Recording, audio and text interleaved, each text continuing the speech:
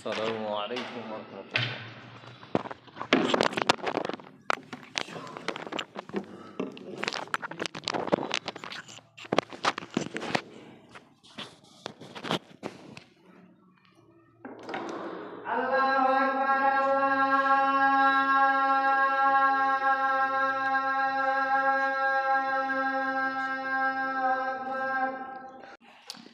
আনা তালিবুল ইলম, আমি একজন ইসলামের নগণ্য অযোগ্য ছাত্র হিসেবে আজকের জুমার খুতবার মওজু আলোচনার বিষয় মুসলিম জাতি বিশ্বব্যাপী নির্যাতিত, নিপীড়িত, লাঞ্ছিত, বঞ্চিত, পদদলিত, অপমানিত হওয়ার মৌলিক 5টি কারণ। উল্লেখিত বিষয়ের প্রতি পবিত্র কোরআন এবং সেই সুন্নাহর আলোকে গুরুত্বপূর্ণ তথ্য ও তথ্যবহুল বিবরণের আপ্রাণ প্রচেষ্টা রাখছি ইনশাআল্লাহুল আজিজ। ওয়া মা তৌফিক ইল্লা বিল্লাহ, আলাইহি তাওয়াক্কালতু ওয়া ইলাইহি উনীব। বলার অপেক্ষা রাখে না যে বিশ্বব্যাপী মুসলিম লাঞ্ছিত, পদদলিত, বঞ্চিত, অপমানিত এবং নিপীড়িত, নির্যাতিত।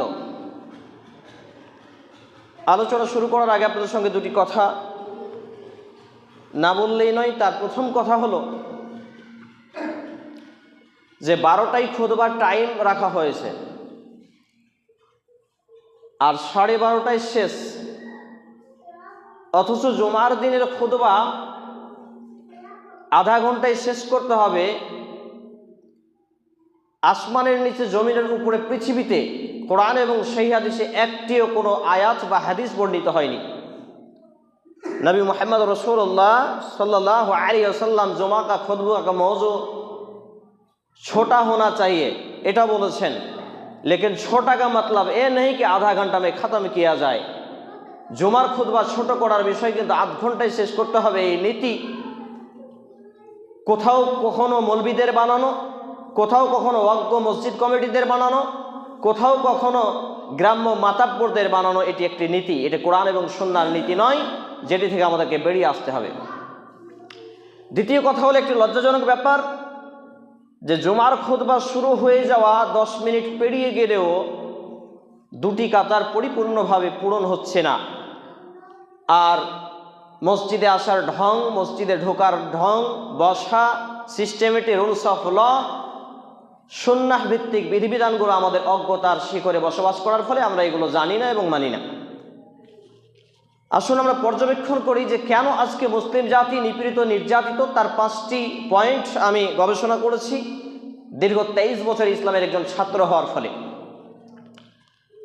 প্রথম পয়েন্ট হিসেবে আমি যেটুকু পেয়েছি সেটুকু হচ্ছে এটা, যেটা আমি আপনাদের সামনে পবিত্র কোরআনুল কারীমের দ্বিতীয় খুতবার পরে 5টি আয়াতে কারিমা পাঠ করেছি। কোরআনুল কারীম সূরা আল আলাক 96 নম্বর সূরা 603 নম্বর পৃষ্ঠা, আয়াত নম্বর 30তম পারা, আয়াত নম্বর 1 থেকে 5। আল্লাহ রাব্বুল ইজ্জত লৌহে মাহফুজ থেকে জিবরিল আলাইহিস সালাম মারফুত নবী মুহাম্মদুর রাসূলুল্লাহ সাল্লাল্লাহু আলাইহি ওয়াসাল্লামের উপরে আরেকটি কথা বলতে হচ্ছে। পরিবেশ পরিস্থিতি যে বিষয়ে আলোচনা করব মনে করি সে বিষয়ে আলোচনা করা হয় না, কারণ পরিবেশ পরিস্থিতি এতটাই মুসলিম জাতি অজ্ঞতার শিখরে বসবাস করে।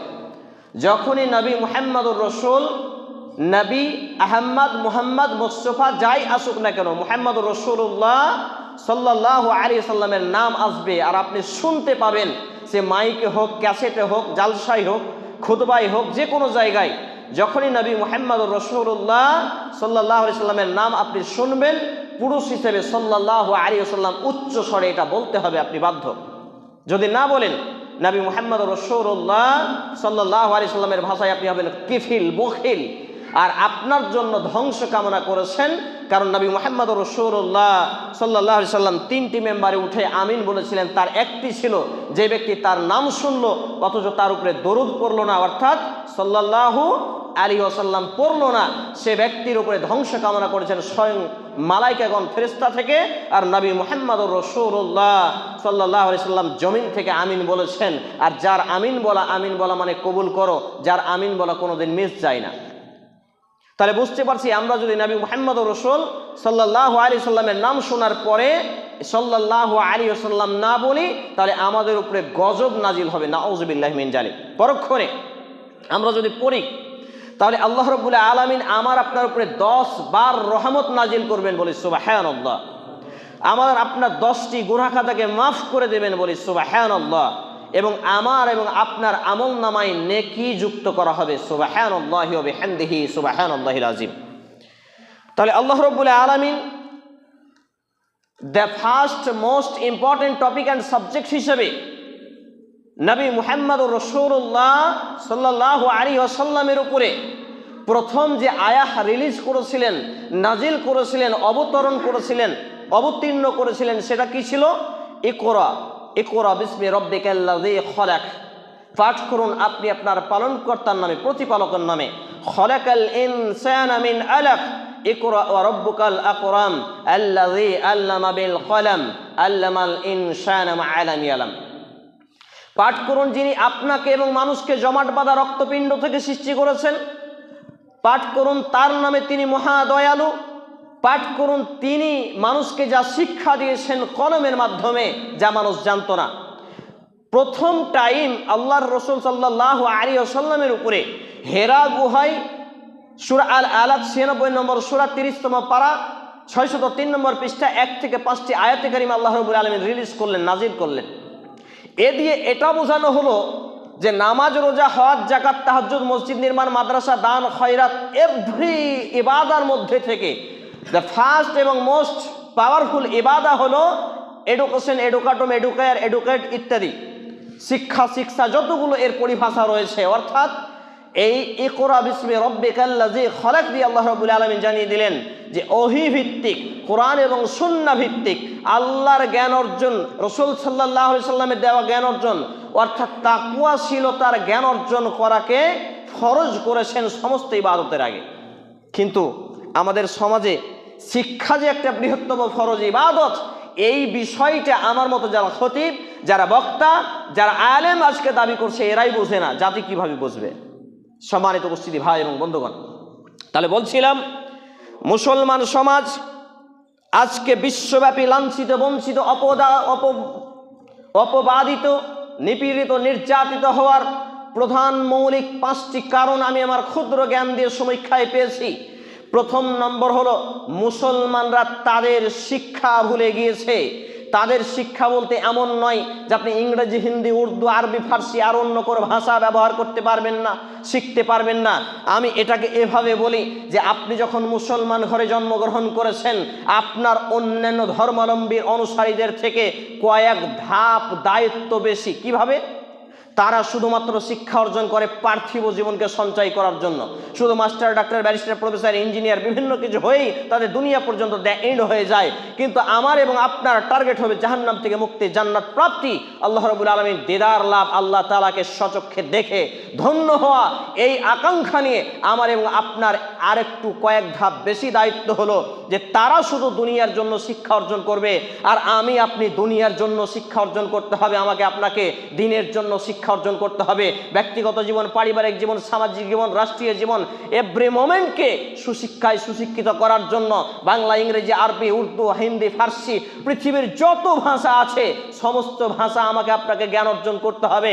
এটা এজন্যই যে আমি যে ভাষায়, আরবি ভাষায় কোরআন এবং সুন্নাহ চর্চা করব, ইসলামী সাহিত্য চর্চা করব, এটা যাতে ট্রান্সলেট করে, এটাকে অনুবাদ করে, বঙ্গানুবাদ করে জাতির সামনে উপস্থাপন করতে পারি, জাতি যেটা এটাকে সহজভাবে বুঝতে পারে এবং এটাকে মেনে নিতে পারে, ইসলামের সৌন্দর্য ফুটিয়ে তুলতে পারে। আজকে বিশ্বব্যাপী মুসলমানদের জঙ্গি বলা হয়, দেশদ্রোহী বলা হয়, টেররিস্ট বলা হয়, আতঙ্কবাদী বলা হয়, আরও কিছু বলা হওয়ার মৌলিক, সূক্ষ্ম এবং মুখ্য কারণ হলো যে মুসলমানরা আজকে পবিত্র কোরআনের বিসমিল্লাহির বাসিগিন মিনাল জিন্নাতি ওয়ান নাসের সিন পর্যন্ত কোনো অংশেই জ্ঞান রাখে না, পবিত্র কোরআন এবং সুন্নাহর জ্ঞান রাখে না। নবী মুহাম্মদুর রাসূলুল্লাহ সাল্লাল্লাহু আলাইহি সাল্লামের যে সুন্নাহ ভিত্তিক ইলম, যে জ্ঞান সঞ্চয় করার প্রয়োজন ছিল, সেই জ্ঞান তারা রাখে না। যদিও তুলনামূলক গবেষণায় দেখা গিয়েছে, গত 1 মাস আগের একটা জরিপ চালানো হয়েছিল, সব থেকে বেশি মুর্শিদাবাদের মধ্যে, তার মধ্যে শমশেরগঞ্জ, সুতিয়ন, সুতি টু ফারাক্কা, জঙ্গিপুর, রঘুনাথগঞ্জ, এইসব কয়েকটা থানার মধ্যে সব থেকে বেশি পরিমাণ স্কুল তৈরি হয়েছে, প্রাইভেট স্কুল, মুসলিমদের দ্বারা পরিচালিত স্কুল। অথচ এই স্কুলগুলো বিভিন্ন ক্ষেত্রে ইসলামিক নামকরণ থাকলেও এদের জাহিলিয়াত, অজ্ঞতা, মূর্খতা, ধৃষ্টতা, অন্যায়, অপকর্ম এবং নোংরামি, বর্বরতা, এতটা নোংরামি ছড়িয়ে গেছে সরকারি স্কুলকেও হার মানায়।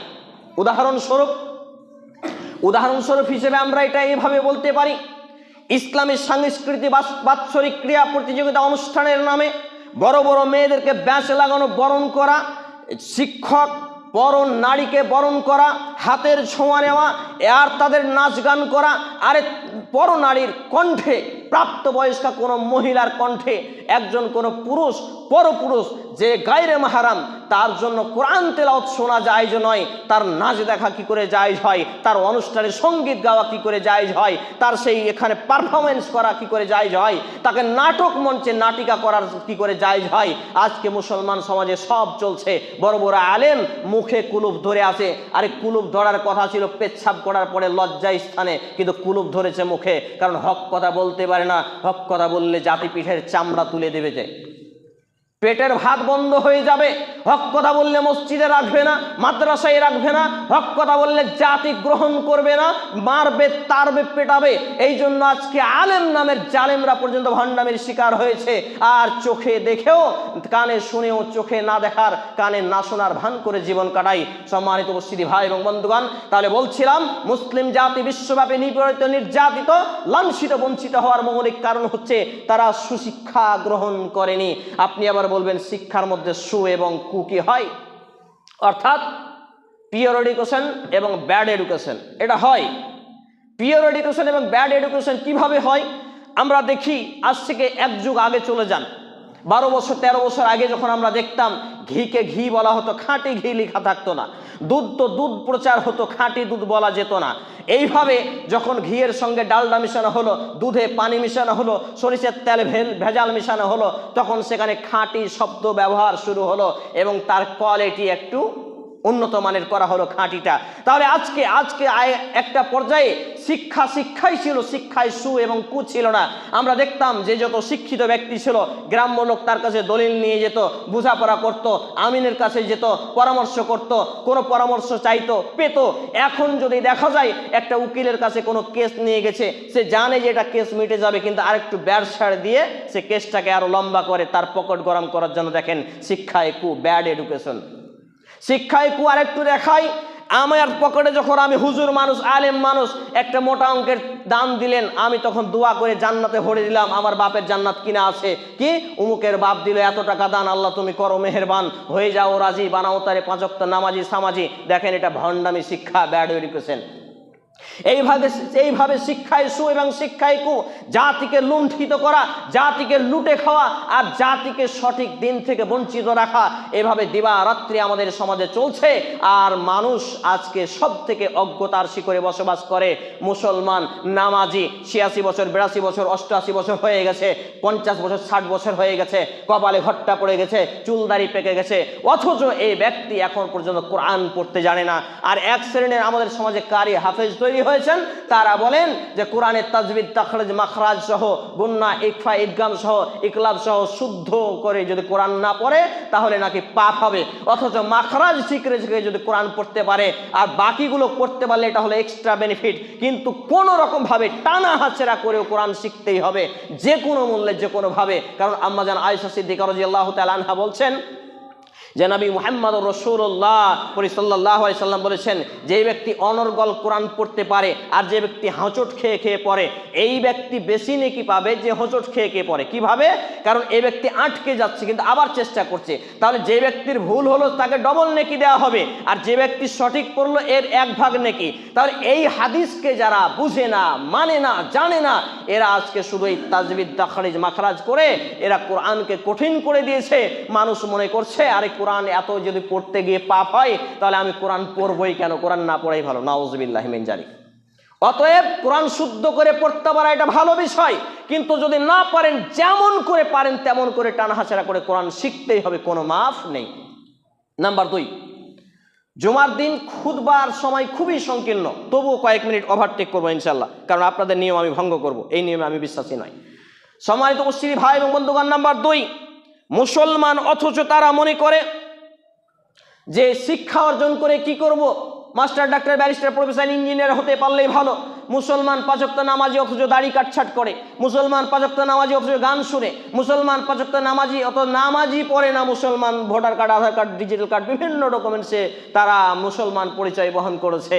টাকনুর নিচে পোশাক, হালাল হারাম বুঝে না, জায়েজ না জায়েজ বুঝে না, সুন্নাহ বিদআত বুঝে না, তাওহীদ শিরকের জ্ঞান নেই। তাহলে এই মুসলমান যদি লাত না খায়, মার না খায়, বঞ্চিত না হয়, লাঞ্ছিত না হয়, তাহলে আর কোনগুলো হবে?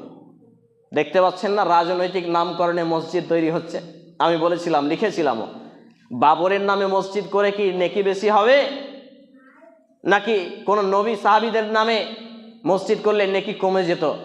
কিন্তু রাজনৈতিক যে একটা ফায়দা রয়েছে, আর জাতি তো অজ্ঞতার শিকরে বসবাস করে। বাড়ির পাশে একটা লোক 3 বেলা খেতে পায় না, ওর খবর নেই, কোটি কোটি টাকা দান, লোক দেখানো দান। সম্মানিত উপস্থিতি ভাই এবং বন্ধুগণ, এইভাবে আজকে মুসলিম জাতি চারিদিকে বিভিন্ন রাজনৈতিক দলের চামচামি করতে গিয়ে ফুটবল হয়ে যায়। ওই রাজনৈতিক দলের কাছে একবার চাটতে যায়, ও একবার লাথি মারে, ওই দলের কাছে যায়, একবার ও লাথি মারে, চারিদিকে সবার পায়ে পায়ে এই ফুটবলের মতো বেড়ায়, আর মনে করে এই নেতা আমাদের বন্ধু, ওই নেতা আমাদের বন্ধু। অথচ নবী মুহাম্মদুর রাসূলুল্লাহ সাল্লাল্লাহু আলাইহি সাল্লাম জানিয়েছেন, কোরআনের বাণী রয়েছে যে জেনে রাখো, কাফেররা তোমাদের ঈমানওয়ালা মুমিনদের ব্যাপারে, মুসলিমদের ব্যাপারে সবাই ঐক্যবদ্ধ। যখনই কোনো কিছু বিষয়ে তোমাদের বিরুদ্ধে দাঁড়াবে, তারা একজোট হয়ে যাবে। আজকে মুসলমান বুঝেই না। কেন বুঝে না? ধর্মীয় শিক্ষা নেই বলে। সম্মানিত উপস্থিতি ভাই এবং বন্ধুগণ, 2 নম্বর পয়েন্ট, তাওহীদ এবং সুন্নাহর জ্ঞান ও বাস্তবায়ন না থাকা। আজকে তাওহীদ বিষয়ে আমি জিজ্ঞেস করেছি, আজকে আপনাদের মসজিদে 426টা মসজিদে খুতবা, ইতিমধ্যে 425টা মসজিদে খুতবা হয়েছে আলহামদুলিল্লাহ। প্রায় মসজিদে গিয়ে আমি একটা তদন্ত করে দেখেছি, অনেক মসজিদের ইমাম এবং খতিব সাহেব তাওহীদের জ্ঞান রাখে না। লা হাওলা ওয়ালা কুওয়াতা ইল্লা বিল্লাহ, তাওহীদের জ্ঞান রাখে না। কি বলবো আপনাকে? এবং সুন্নাহ, এই সুন্নাহ বুঝে না। বলছে জানাজার পরে দোয়া উঠিয়ে দিল, জুমার পরে দোয়া উঠিয়ে দিল, অমুক জায়গায় দোয়া উঠিয়ে দিল। আরে দোয়া উঠায়নি, পদ্ধতি উঠাল, যেটা বিদআত ওটা উঠিয়েছে। কারণ সুন্নাহ এবং বিদআত এর জ্ঞান এবং বাস্তবায়ন না করা, এই জন্য হচ্ছে মুসলমান লাঞ্ছিত হওয়া। নাম্বার 3, মুসলমান ঘরে জন্মগ্রহণ করার পরেও দৈনিক 5 ওয়াক্ত সালাত কায়েম না করা, প্রতিষ্ঠা না করা। মুসলমান, হুজুর নামাজ পড়ি না, ঠিক আছে, কিন্তু ওই বেটা নামাজির থেকে ইমানটা আমার ভালো। এই যারা এই ফতোয়া দিয়ে বেড়ায়, শয়তানের পক্ষ থেকে ফতোয়া নিয়ে, এই ফতোয়া আবু জাহেল, আবু লাহাবও দিত না। আবু লুলু মুনাফিকদের সর্দার, সেও কোনোদিন দেয়নি যে নামাজ পড়ি না ইমান ভালো আছে। আর আমাদের ঘরের ছেলে মেয়েরা বলে নামাজ পড়ি না, কিন্তু ওই লোকটা নামাজির থেকে ভালো। আসলে এটা শয়তানের পক্ষ থেকে ওহী নাজিল হওয়া ফতোয়া। সম্মানিত উপস্থিতি ভাই এবং বন্ধুগণ, তাহলে যে আকিমিস সালাতা ওয়ালা তাকুনু মিনাল মুশরিকিন, সালাত কায়েম করো, মুশরিকদের অন্তর্ভুক্ত হয়ে না। সালাত কায়েম করো, হিন্দু হয়ে না, খ্রিস্টান ডোমচামার মেথর হয়ে না। মানে যে ব্যক্তি নামাজ ছেড়ে দেবে ও ব্যক্তি ওদের হয়ে গেল, আর যে ব্যক্তি নামাজ ধরলো সে মুসলমানের। সূরা আর-রুম 30 নম্বর সূরা আয়াত নম্বর 31। তাহলে এখান থেকে বোঝা যায় যে ব্যক্তি নামাজ ছেড়ে দেয় সে মুসলমান নয়। তাহলে আমি আর আপনি যারা বলি যে নামাজ পড়ি না ইমান ভালো আছে, তাদের ইমানটা একবার যাচাই করুন আয়না দিয়ে। নাম্বার 3। নাম্বার 4, সুন্নাহ, বিদআত এবং শিরকের জ্ঞান অর্জন ও বাস্তবায়ন না করা। শিরক কি বুঝি না। বিভিন্ন নেতা নেত্রী মুসলমান জালসার মঞ্চেও থাকে, আবার বিভিন্ন পূজার মণ্ডপেও থাকে। মুসলমান বড় বড় নেতা কিছু বললে নাকি জেল দিয়ে দিবে। আরে আমি তো এমনিতেই জেলখানা রয়েছি, আমি এমনি জেলখানা নয়। নবী মুহাম্মদ রাসূলুল্লাহ সাল্লাল্লাহু আলাইহি সাল্লাম বলছেন, আদ-দুনিয়া সিজনুল মুমিন ওয়া জান্নাতুল কাফির। দুনিয়াটা মুমিন ব্যক্তির জন্য জেলখানা, কিন্তু যে ব্যক্তি কাফের, বেদিন, বেঈমান, নাস্তিক, বেনামাজি, গুন্ডা, মাস্তান, লুচ্চা, লাফাঙ্গা, এর জন্য জান্নাত। তাহলে যদি তাই হয়, আমার জন্য দুনিয়া যদি জেলখানা হয়, তাহলে আমাকে আবার জেলে দিলে হক কথা বলার জন্য আমার কি আসে যায়? আমি তো জেলখানায় রয়েছি রে ভাই। কিন্তু আলেম তো আমি খুঁজে পাই না। মৌলবি মাওলানা খুব খুঁজে পায়, আলেম খুঁজে পায় না। সম্মানিত উপস্থিতি ভাই এবং বন্ধুগণ, শিরকের জ্ঞান অর্জন, শিরক এবং বিদআত এর জ্ঞান অর্জন এবং এর বর্জন না করা, মুসলমানরা বিশ্বব্যাপী লাঞ্ছিত, বঞ্চিত, পদদলিত হওয়ার কারণ। 4র্থ নম্বর কারণ হিসেবে পাওয়া যায় যে শিরক এবং বিদআত এর চিহ্নিতকরণ করতে হবে জ্ঞান অর্জনের মাধ্যম দিয়ে, এবং এগুলোকে লাথি মেরে বর্জন করতে হবে। এটা শিরক। শিরক হয় কথার মাধ্যমে, শিরক হয় দোয়ার মাধ্যমে, শিরক হয় আকীদা বিশ্বাসে, শিরক হয় দান খয়রাতে, বিভিন্ন ক্ষেত্রে শিরক হয়। অথচ এই শিরকের জ্ঞান বাস্তবায়ন আজকে মুসলমান সমাজের কতজন নেই? লা হাওলা ওয়ালা কুওয়াতা ইল্লা বিল্লাহ। তাহলে যারা, এবং 5 নম্বর বিষয় সেটা হলো যে যেই ব্যক্তি মনে করে যে ইসলামে মাদ্রাসা মসজিদের শিক্ষা ব্যবস্থা হলো ভিখারি শিক্ষা। কয়েকদিন আগের ঘটনা, এক ব্যক্তি 5 বছর আগে ব্যক্তিটা দরিদ্র ছিল। দরিদ্র থাকার ফলে তার ছেলে মেয়েকে মাদ্রাসায় ভর্তি করালো। নাম বললে চিনতে পারবেন, তাই বলছি না। মাদ্রাসায় ভর্তি করালো, এবার হাফেজ এবং হাফেজা করবে ছেলে মেয়েকে, পড়াতে পড়াতে এখন সেই ব্যক্তি কয়েক কোটি টাকার মালিক 5 বছরের মাথায়। গত 4 দিন আগের আপডেট দিচ্ছে আপনাকে, আল্লাহ সাক্ষী। গত 4 দিন আগে তার নেচার বলছে, আমি যখন আমার 4টা ভাইকে মাদ্রাসায় অ্যাডমিশন করালাম, তো বলছে মাদ্রাসায় ভর্তি করালেন, একটু উন্নত মানের স্কুলে ভর্তি করান, একাডেমিতে ভর্তি করান, কারণ মাদ্রাসায় ভর্তি করেন ঝোলা লেকে চাল পড়েগা। মতলব বুঝতে পারলেন? মাদ্রাসায় ভর্তি করলে ঝোলা নিয়ে বেড়াবে, মানে এটা ভিখারিদের শিক্ষা। এই চিন্তাধারা যারা রাখে যে মসজিদ মাদ্রাসা দ্বীনি ধর্মীয় শিক্ষা মানে ভিখারির ধর্ম, চেয়ে খাওয়ার ধর্ম, আমি মনে করি এই সব ব্যক্তিদের জানাজা পড়ানো উচিত নয়, এই সব ব্যক্তিদের গোসল দেওয়া উচিত নয়, এই সব ব্যক্তিদের মুসলিমদের কবরস্থানে দাফন করা উচিত নয়। গায়ের জোরে তার বাপ সবই করতে পারে, সে করতে পারে, কিন্তু আমি হাবিবুল্লাহ 14 বছর যাবত এ জাতীয় লোকেদের জানাজা পড়ি না, জানাজায় অংশ পর্যন্ত নিই না। সম্মানিত উপস্থিতি ভাই এবং বন্ধুগণ, তাহলে যারা মসজিদ মাদ্রাসা অর্থাৎ ইসলামী শিক্ষাকে ভিখারি শিক্ষা মনে করা, এটি হচ্ছে মুসলমান জাতি লাঞ্ছিত, বঞ্চিত, পদদলিত, নিপীড়িত, নির্যাতিত হওয়ার মৌলিক 5টি কারণের মধ্যে একটি কারণ। আজকে আমার আপনার যেটা দায়িত্ব ছিল, যেখানে কোরআন এবং হাদিসের শিক্ষা হয়, সে জায়গায় দানকে পাঠিয়ে দেওয়া, ডোনেশন পাঠিয়ে দেওয়া, মাসে মাসে, সাপ্তাহিক, দিন, দৈনিক, যে কোনোভাবে, বাৎসরিক, এইভাবে আপনি আপনার দান উপার্জন থেকে কিছু অংশ পাঠাবেন, এটা ছিল। কিন্তু হ্যাঁ, কিছু ধর্ম ব্যবসায়ী মৌলবী আছে যে চেক ছাপিয়ে নেই, কমিশন থাকে 50%, 60% দিয়ে এই কালেকশন করে এই ধর্ম ব্যবসা চালায়। কিন্তু আপনার দায়িত্ব, আপনি অজ্ঞতা হয়েছেন বলেই এরা এই সুযোগ পেয়েছে। আজকে তারা ঝোলা লেকে চাল পড়েগা, ঠিক আছে, কিন্তু আপনি যখন বাৎসরিক বিভিন্ন জালসার নামে, তাবলিগি জালসার নামে আর অনুষ্ঠানের নামে বাড়ি বাড়ি চাঁদা করে বেড়ান, স্কুল প্রতিষ্ঠান নামে চাঁদা তুলেন না, ছাত্রদের কাছ থেকে এক্সট্রা ফি বসান না, তাহলে আজকে মুসলমানরাই মুসলমানদের শত্রু। এ কথা গত জুমাতে আমি প্রমাণ করেছিলাম এই পুঠিবাড়ি ফিডার ক্যানেলে মসজিদে। সম্মানিত উপস্থিতি ভাই এবং বন্ধুগণ, আমি এখান থেকে যারা বোঝাতে চাচ্ছি যে দেখুন, পবিত্র কোরআন এবং সহিহ সুন্নাহ ভিত্তিক জ্ঞান অর্জন না করতে পারলে আজকে আমরা বিশ্বব্যাপী লাঞ্ছিত, বঞ্চিত হচ্ছি এবং হব, এটাই স্বাভাবিক। কারণ আমাদের একটা নীতি হলো মানুষকে ক্ষমা করা, আমাদের একটা নীতি হলো মানুষকে ভালোবাসা, আমাদের একটা নীতি হলো মানুষকে ভালোবেসে, ক্ষমা করে, আপন করে দ্বীন ইসলামে কনভার্ট করা। আজকে বিজেপি থেকে শুরু করে সবাই কেন বলছে মুসলমানরা টেররিস্ট, জঙ্গি, আতঙ্কবাদী, মুক্ত মুখ, বিশ্ব মিডিয়া কেন প্রচার করছে? মুসলমানদের কাছে জ্ঞান নেই। 1 কাপ চায়ে মুসলমান বিক্রি, 1 প্লেট বিরিয়ানিতে বিক্রি, 1 বোতল মদে বিক্রি, রাজনৈতিক দলের পদে বিক্রি, বিভিন্ন জায়গায় মুসলমান বিক্রি হয়ে গেছে, চাটুকারিতা করছে। তাহলে এই মুসলমান যদি বিশ্বব্যাপী লাঞ্ছিত না হয়, বঞ্চিত না হয়, আর কোন মুসলমান হবে আমার জানা নেই। সম্মানিত উপস্থিতি ভাই এবং বন্ধুগণ, একটা আলেমের বিন্দু মাত্র যদি আপনি ভুল পান, চায়ের দোকানে, এখানে ওখানে, আনাচে কানাচে, বিশ্বব্যাপী মিডিয়ার মতো আপনি ভাইরাল করে দেন। কিন্তু আপনার বাড়িতে বেনামাজি পুষে রেখেছেন, বেনামাজি নিজে হয়ে আছেন, অথচ বেনামাজি যে এত খারাপ, বেনামাজি যে এত খারাপ, বেনামাজি এত খারাপ, এটাকে আমি এভাবে চ্যালেঞ্জ সহ বলেছি যে একটা লোক এশার নামাজ আদায় করে ধুলিয়ান পতিতালয়ে ঢুকে গেল, পতিতালয়ে ঢুকে গিয়ে 8টা 10টা 15টা বেশ্যার সাথে রাত কাটালো, রাত কাটিয়ে আবার বাড়ি এলো বা ওখানেই আছে। মুয়াজ্জিন বলেছে আসসালাতু খায়রুম মিনান নাওম, ঘুম থেকে সালাত উত্তম। দৌড়িয়ে এসছে, দৌড়িয়ে আসার পরে ফরজ গোসল করেছে, এসে ইমামের তত্ত্বাবধানে এসে সালাত আদায় করেছে। এই লোকটা আল্লাহ রাসূলের কাছে ভালো, এই লোকটা ইসলামের কাছে ভালো। যেই লোকটা কোনো বেটি ছেলের দিকে চোখ তুলে তাকায় না, বেটি ছেলে কি চোখেও দেখেনি, এইরকম ভাবে জীবন চালায় কিন্তু নামাজ পড়ে না, এই লোকটা তার থেকে খারাপ। নাউজুবিল্লাহি মিন জালিক। পাল্টে দিয়েন কথাকে, কিভাবে পাল্টাবেন? যত বড় সাইকুল হাদিস আসুক। সম্মানিত উপস্থিতি ভাই এবং বন্ধুগণ, অথচ আমরা বেনামাজিকে পাপী মনে করি না। বাপ নামাজ পড়ে বেটা পড়ে না, বাপ নামাজ পড়ে বেটি পড়ে না, স্বামী নামাজ পড়ে স্ত্রী পড়ে না, স্ত্রী পড়ে স্বামী পড়ে না। এদের বিবাহ বিচ্ছেদ হয়ে গেছে, এদের সম্পর্ক নেই, এরা আত্মীয় স্বজন থেকে বঞ্চিত হয়ে গেছে সৌদি বোর্ডের ফতুয়া বোর্ড।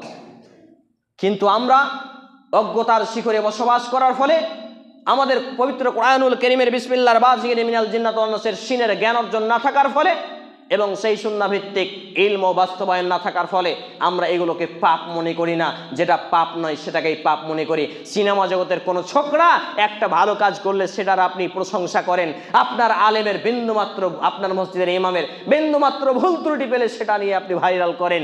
এইরকম চরিত্র কোনো মুসলমানের চরিত্র নয়। মুসলমান হবে ভালোবাসায় এবং আগে ইলম অর্জন করবে, নিজের যেটা পছন্দ করবে অন্যর জন্য সেটা পছন্দ করবে, মানুষকে ভালোবাসতে শিখবে, মানুষকে ভালোবাসা দিয়ে, মুগ্ধতা দিয়ে, কোরআন এবং সুন্নাহ ভিত্তিক মানুষকে অ্যাট্রাকশনের মাধ্যম দিয়ে কনভার্ট করবে। তাই জন্য নবী মুহাম্মদুর রাসূলুল্লাহ সাল্লাল্লাহু আলাইহি সাল্লামের নাম দেওয়া হয়েছিল আল আমিন, আমানতদার।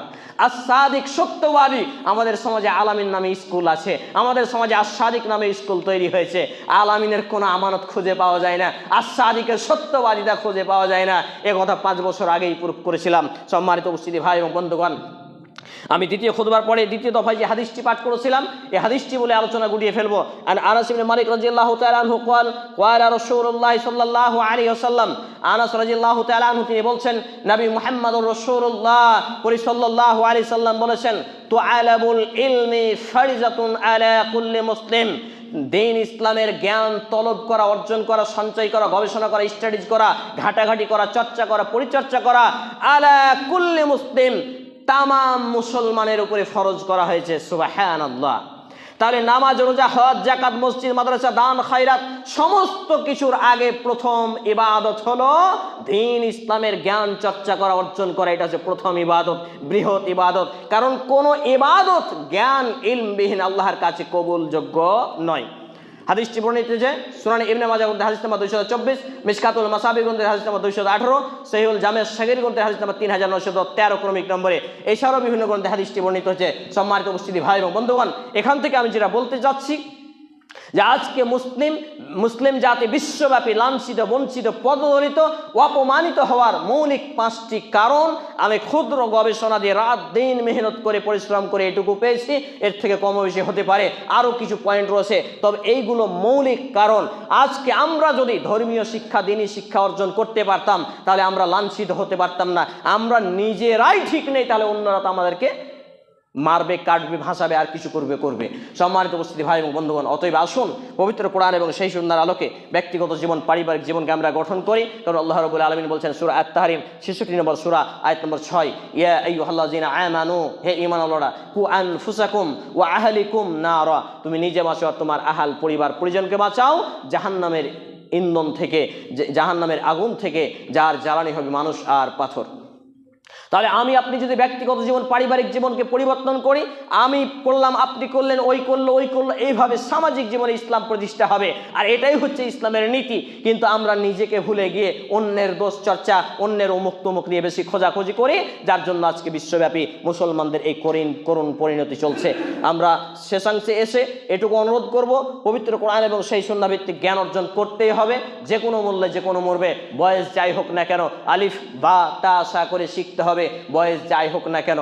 এবং পাশাপাশি দিনে এবং রাতে প্রকাশ্যে গোপনে যা পাপ করেছি সবগুলোকে ছাড়তে হবে, তওবা করতে হবে। তবে কেউ কারো অতীতের পাপ নিয়ে খোঁটা দিতে পারবে না, যদি খোঁটা দেয় সেই ব্যক্তি হবে জালেম। এবং কোনো অক্তেই সালাতকে ত্যাগ করা যাবে না, ছেড়ে দেওয়া যাবে না। জানতে অজান্তে কোটি টাকা লস হলেও নামাজ পরিত্যাগ করা যাবে না, এবং শিরক করা যাবে না, বিদআত করা যাবে না। তাওহীদ সুন্নাহর বাস্তবায়ন করতে হবে আর আলেমদের সম্মান রাখতে হবে। কারণ ইমাম ইবনুল কাইয়্যিম রাহিমাহুল্লাহ তিনি বলছেন যে জেনে রাখো, যে ব্যক্তি আলেমের সম্মান বুঝল না সেই জাতি ধ্বংসের দ্বার প্রান্তে চলে গেছে। নাউযুবিল্লাহি মিন জালিক। আসুন আমরা পবিত্র কোরআন এবং সেই সুন্নাহর আলোকে জ্ঞান অর্জন করি। আল্লাহ রাব্বুল আলামিনের কাছে দোয়া রাখি, আল্লাহ তাআলা যতগুলো কথা বললাম সমস্ত কথাগুলো আগে আমাকে, আমার ছেলে মেয়ে, স্ত্রী, পরিবার পরিজনকে সেগুলো মেনে চলার তৌফিক নসিব করুন। আমরি বললে আল্লাহুম্মা আমিন। হে আল্লাহ রাব্বুল আলামিন, আমরা যারা এখানে উপস্থিত হয়েছি, আমাদের উপস্থিত হওয়ার ওসিলায় আমাদের জীবনে জানা অজানা প্রকাশ্যে গোপনে দিনে রাতে ছোট বড় পাপগুলোকে মাফ করে দিন। আমরা বলি আল্লাহুম্মা আমিন। হে আল্লাহ রাব্বুল আলামিন, আমরা যারা অসুস্থ আমাদেরকে পূর্ণাঙ্গ শেফায়ে কামেলা আজিলা দিন। আমরা বলি আল্লাহুম্মা আমিন। হে আল্লাহ রাব্বুল আলামিন, আমরা যারা অভাবী আমাদেরকে হালাল জীবিকা নির্বাহ করার তৌফিক দান করুন, অভাবমুক্ত জীবন দান করুন। আমরা বলি আল্লাহুম্মা আমিন। হে আল্লাহ রাব্বুল আলামিন, আমাদের যারা মুসলমান হয়ে মৃত্যুবরণ করছে, বাপ মা ভাই বোন আত্মীয় স্বজন যে বা যারাই, বিশেষ করে আমার মা আজকে 49 মাস আগে দুনিয়া থেকে বিদায় নিয়েছেন। আমার আব্বা গত 3 আগস্ট আলেম মানুষ ছিলেন রাহিমাহুল্লাহ, তিনি মৃত্যুবরণ করেছেন। নানি মৃত্যুবরণ করেছেন। আল্লাহ রাব্বুল আলামিন জানি না তারা অন্ধকার কবরে কিভাবে রয়েছেন, তাদের জীবনে জানা অজানা প্রকাশ্যে গোপনে ছোট বড় পাপগুলোকে মাফ করে দিন। আমরা বলি আল্লাহুম্মা আমিন। হে আল্লাহ রাব্বুল আলামিন, তারা কিভাবে আছে অন্ধকার কবরে, তাদের কবরে শান্তির বিছানা বিছিয়ে দিন, তাদেরকে জান্নাতুল ফেরদাউস নসিব করুন। আমরা বলি আল্লাহুম্মা আমিন। এ দাবি, এ দোয়া, এ দরখাস্ত মহান আল্লাহ সুবহানাহু ওয়া তাআলার সামনে রেখে আমরা আমাদের জুমার খুতবার আলোচনা এখানেই টানছি।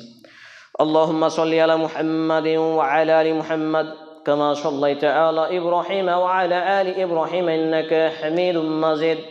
اللهم بارك على محمد وعلى آل محمد كما باركت على إبراهيم وعلى آل إبراهيم إنك حميد مجيد.